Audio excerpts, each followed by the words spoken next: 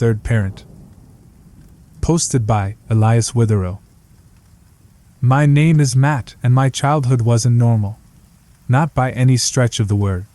Something happened to my family that is almost impossible to understand.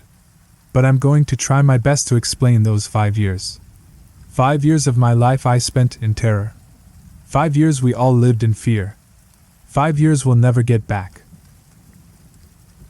My father, Spence, wasn't a very strong man, both physically and mentally. He was the type of dad who often let our mother speak for the both of them. Now, he wasn't a complete pushover, but he often was content to just go with the flow rather than alter it. He worked hard and dedicated his free time to us, his family. He made sure our needs were taken care of, his soft assurances the unseen foundation of our family. My mother, Megan, was the head of our house. She was outspoken, independent, and extremely loyal to all of us. She loved my father's quiet ways, and even from a young age I could see the chemistry flowing strong between them. My little sister, Stephanie, was a year younger than I. She looked up to me, and my father always told me it was my responsibility to look after her. We got along as best as we could, and even though I gave her all kinds of brotherly hardship, I did love her. We lived in a suburban middle-class community, a complete stock photo of the American dream. My father worked a respectable 9-to-5 job while my mother taught yoga classes out of the house. It was a neat life, organized and structured. Everything was discussed, considered, and acted upon as a family. It was a good home to grow up in. But that was before he showed up. That was before the third parent. July 1989. I was sitting at the dinner table, waiting for my father to finish cooking. It was his turn tonight, and my stomach roared for his rosemary chicken.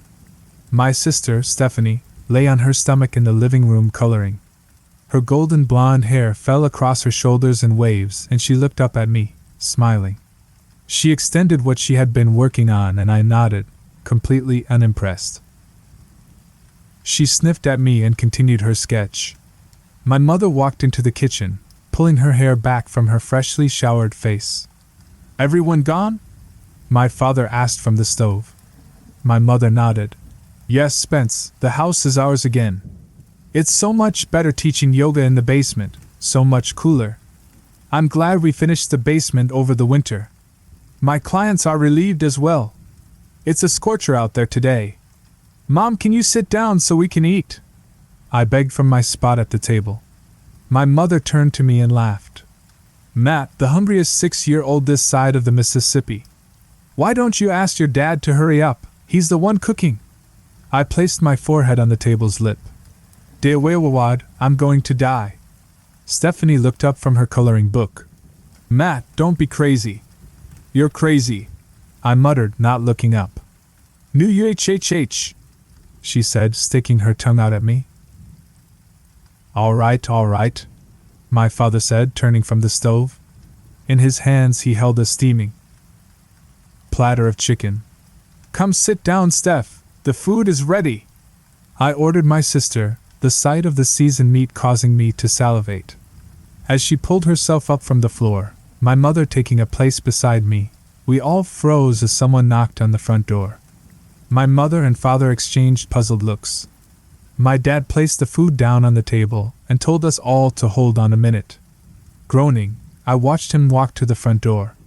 He peeked through the keyhole and I saw him visibly tense, his whole body cementing like a statue. "Spence, who is it?" my mother asked. My father slowly turned back around to us, all blood draining from his face. His eyes were wide and I saw fear dilate his pupils. He licked his lips and shot Stephanie and I a look. "Spence!"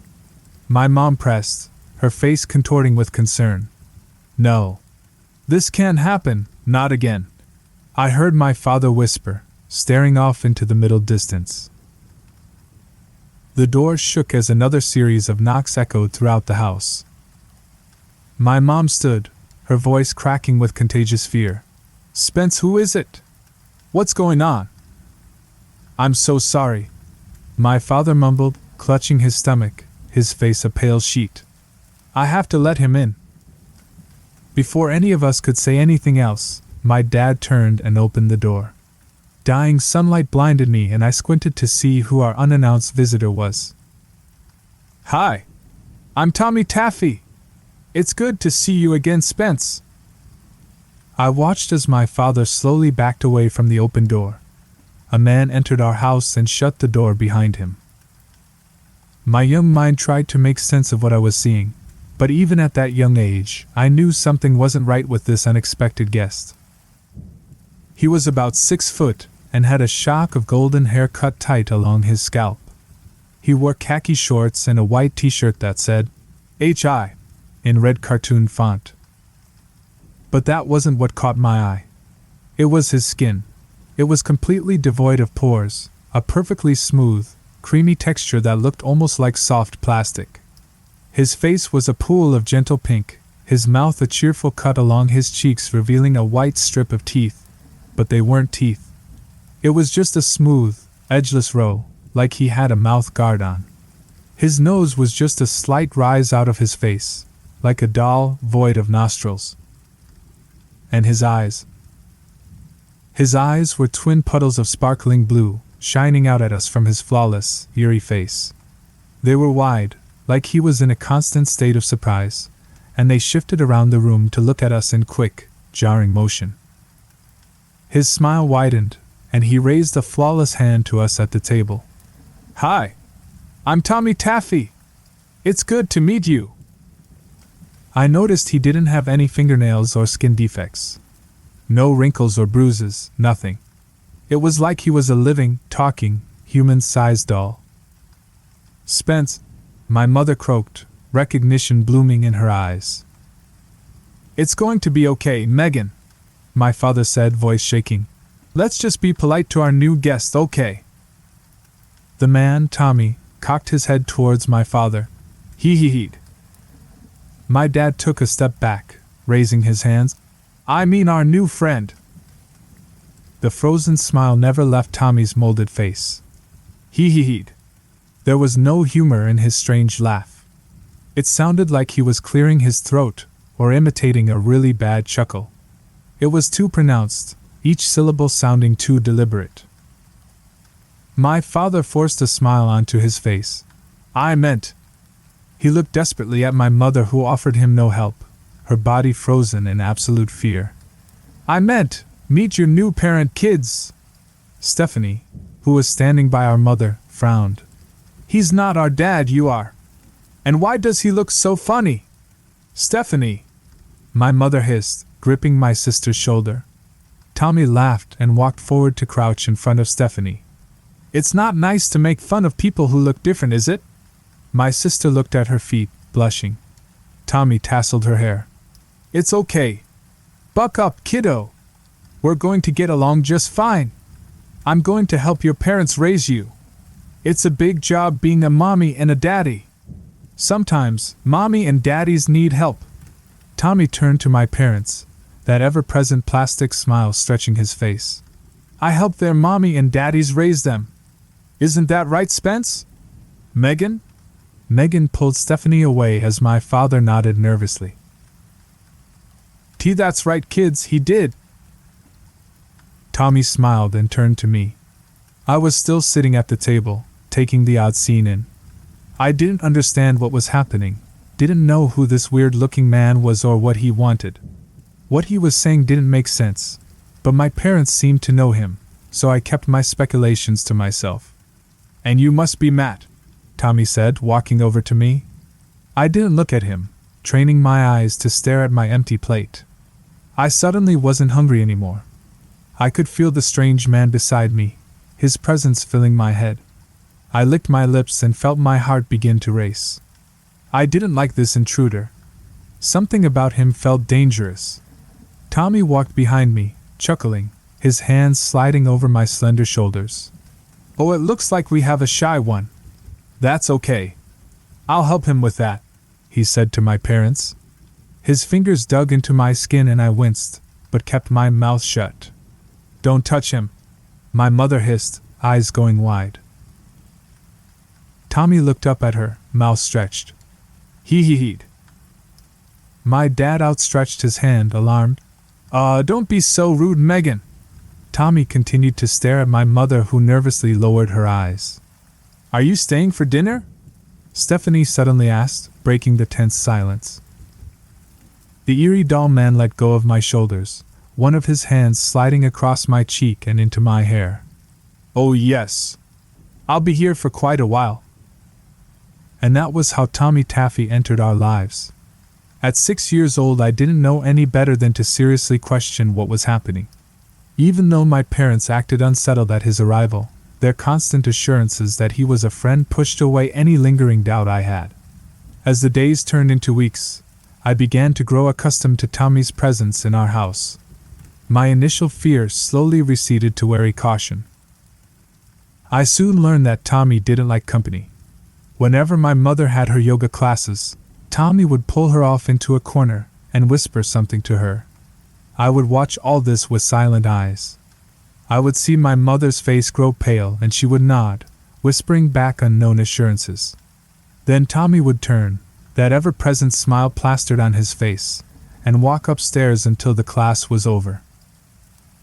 My parents told Stephanie and I that we weren't to talk about Tommy to our friends. Outside of the house, Tommy wasn't a part of our lives. I don't know why, but both my sister and I obeyed. Another thing I noticed was that Tommy never ate.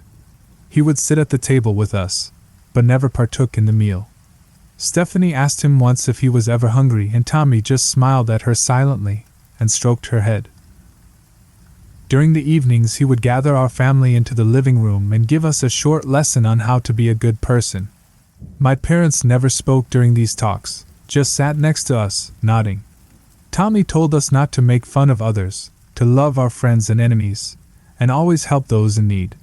He told us that's why he was here with us, to help my parents raise us, that we could come talk to him if we had a problem at school or didn't know how to handle certain situations. It went on like this for a month, and that's when my mother lost it.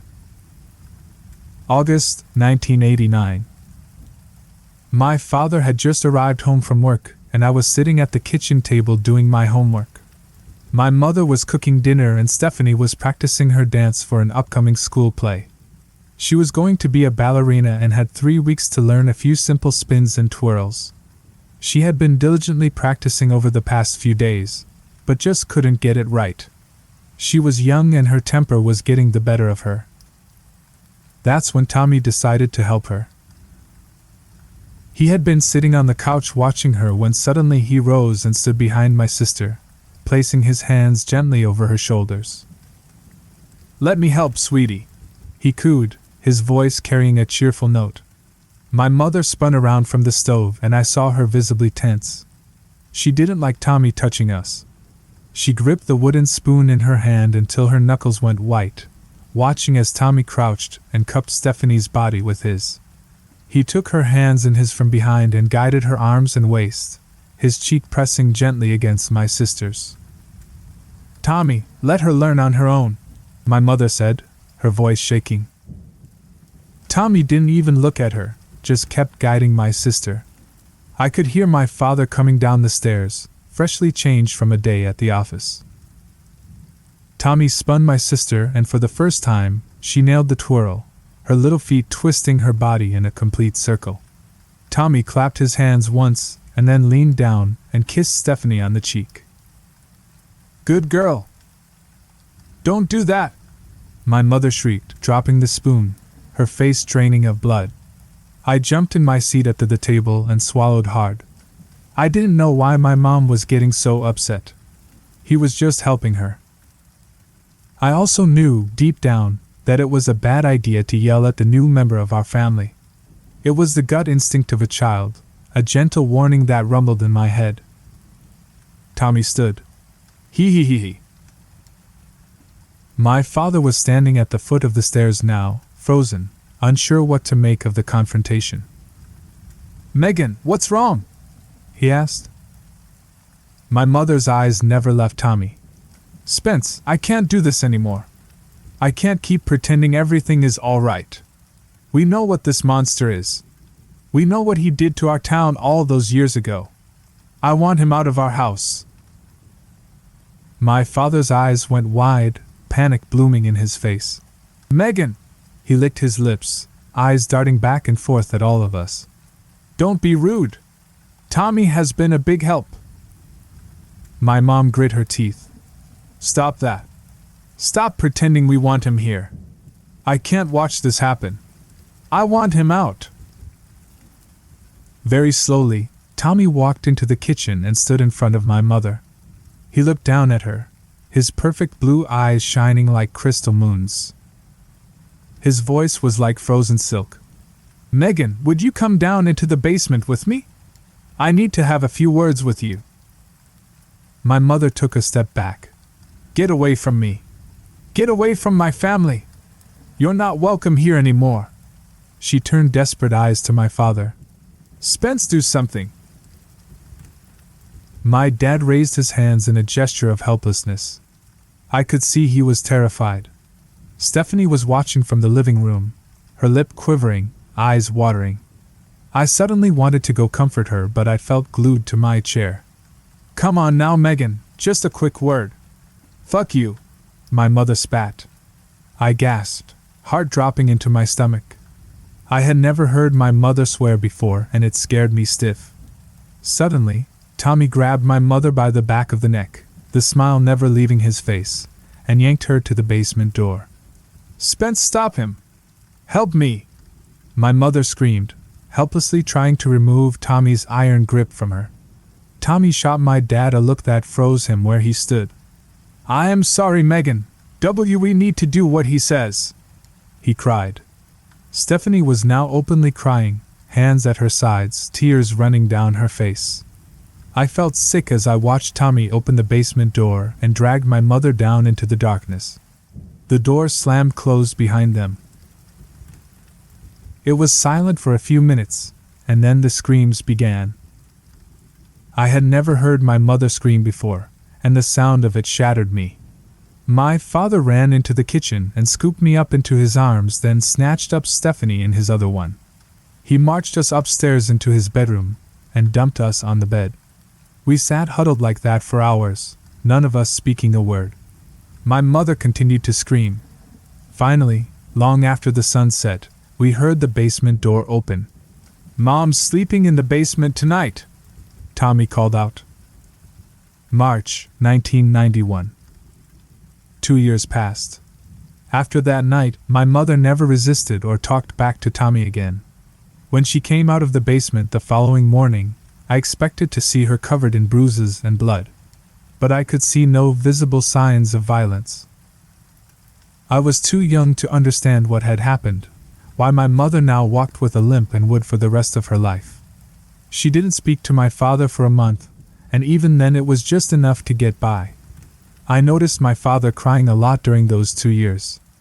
I didn't know what was happening to my family, but I kept my mouth shut and obeyed the rules. Listen to Tommy. Don't talk about Tommy to others. Things went calm during those 2 years.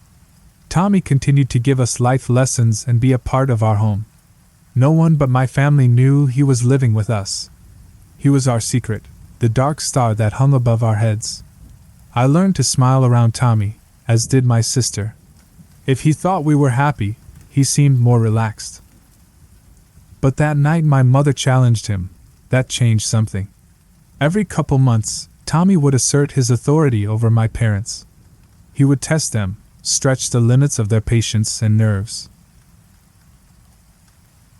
Most of the time, my father and mother would humbly submit to whatever mind game he played with them.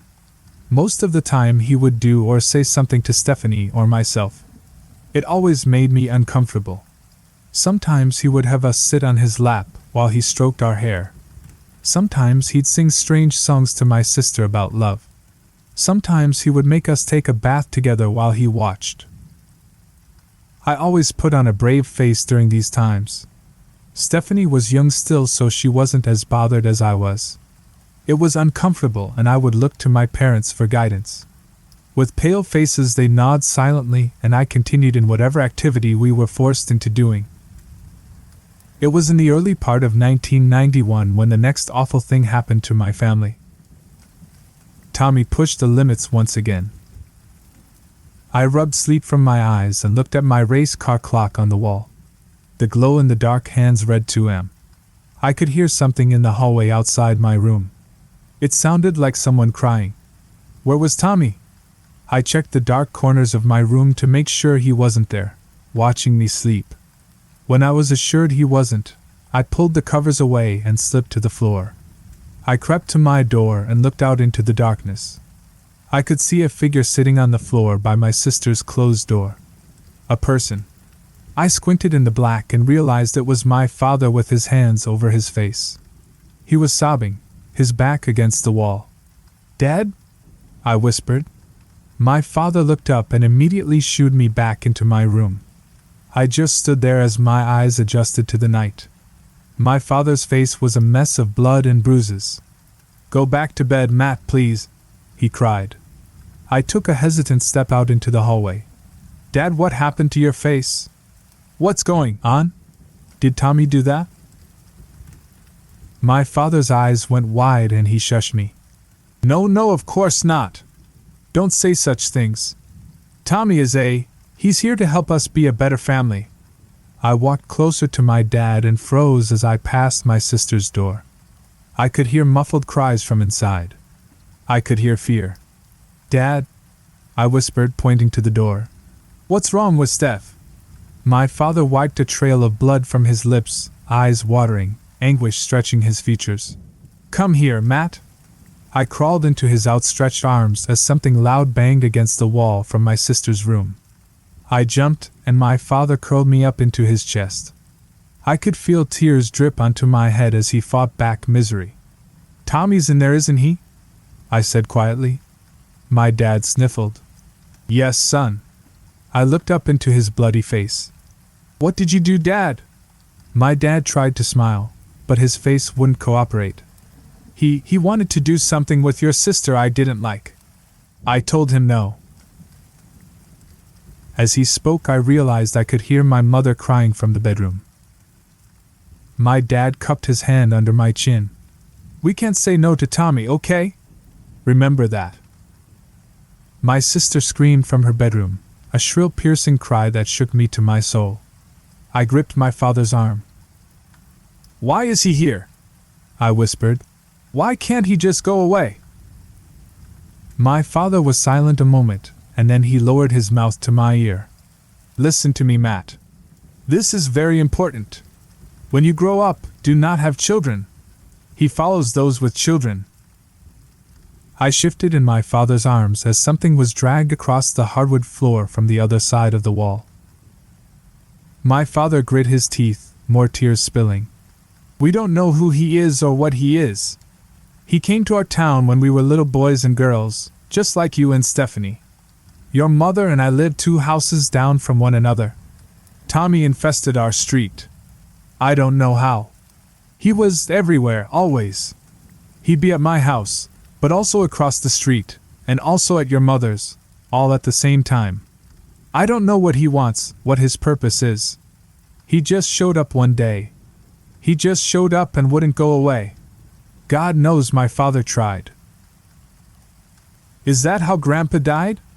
I asked. I had never met my grandpa. I just knew he had died years before I was born. My father nodded. "Yes, Matt. Tommy had to teach him a lesson. He had to teach the entire street a lesson. After that. Why can't you just kill him?" I whispered, ever so softly.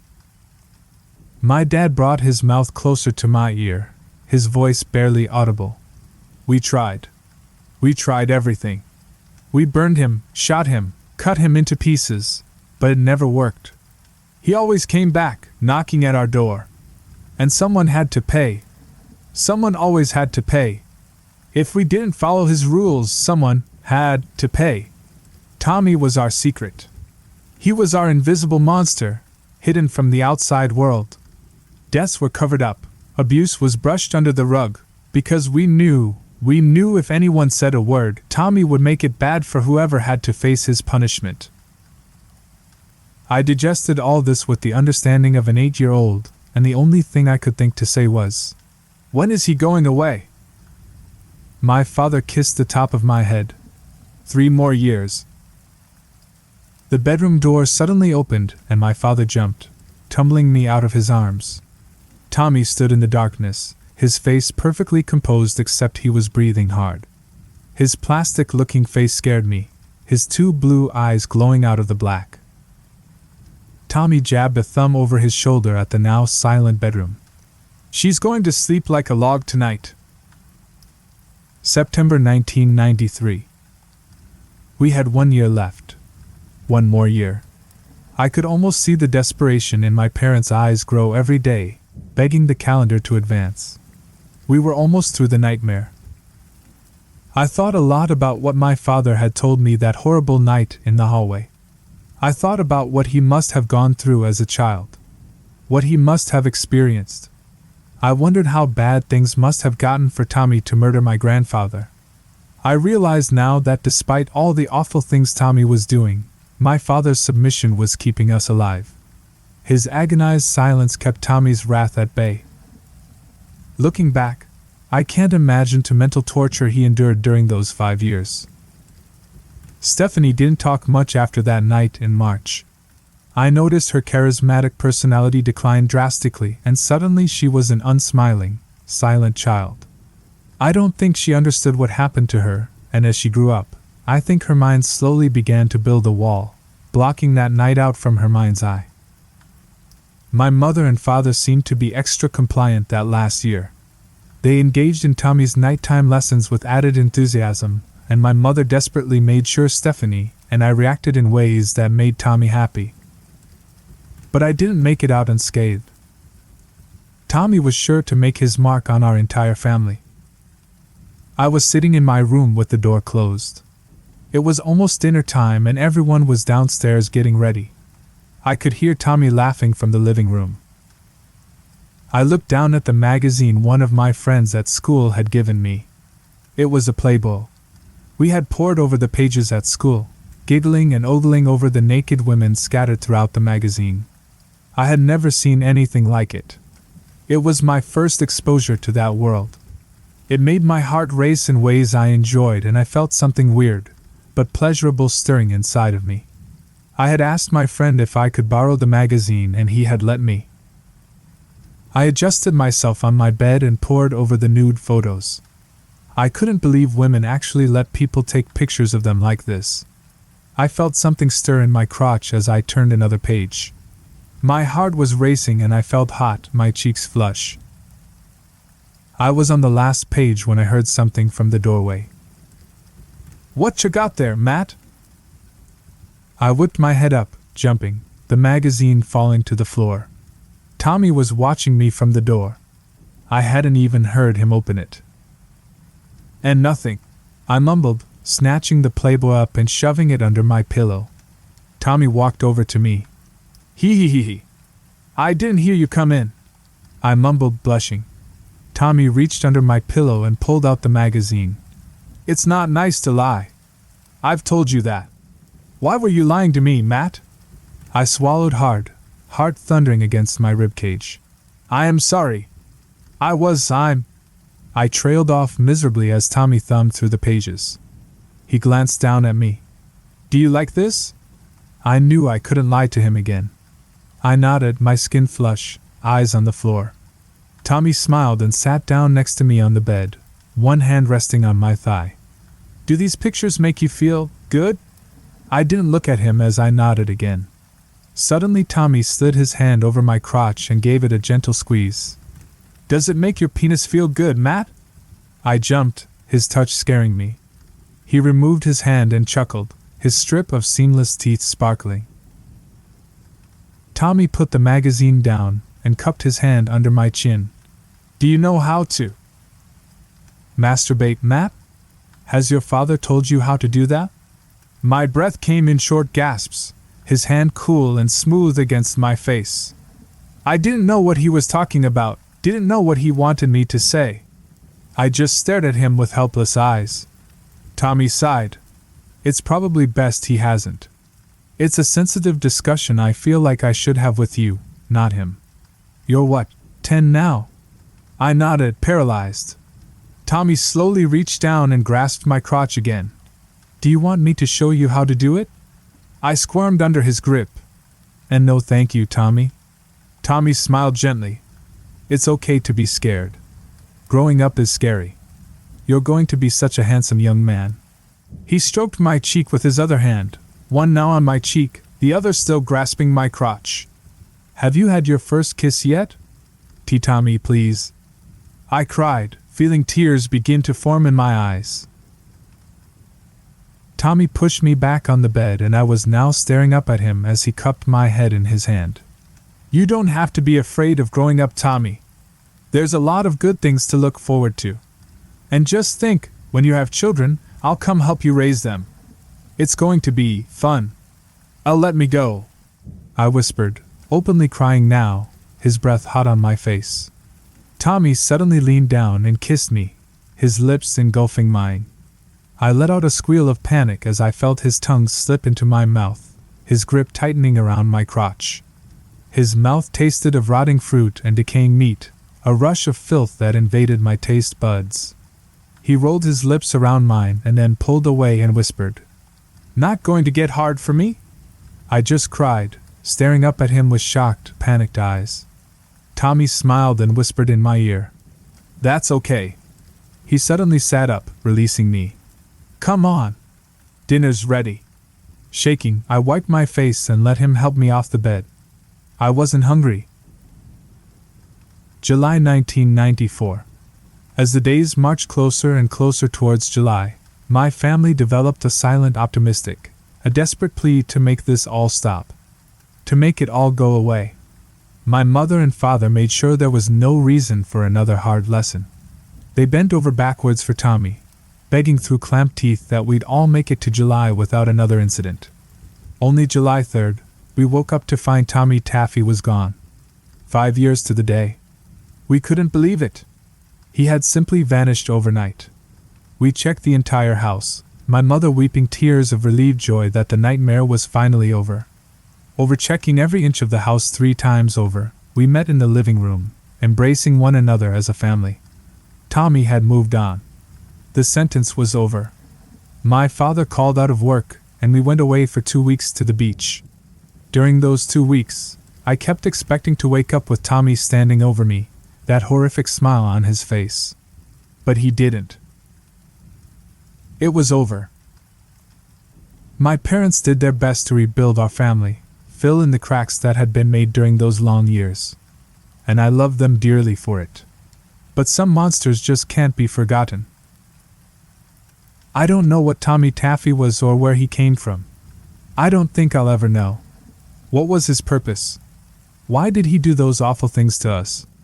I pore over the possible answers until my head splits and I find myself crying, the memory's too much to dig up. Some things are just left dead in the past. But I haven't forgotten what my father told me in the hallway that awful night outside my sister's room. I'm 33 now and have remained unmarried and without children. I can't risk it. I can't risk that monster coming back into my life. I've never understood why my parents chose to have kids. They both had been exposed to Tommy during their childhood, so why have Stephanie and I? Maybe they didn't believe he'd come back. But I believe it. And I'm terrified. Because you see, yesterday my sister gave birth to twins,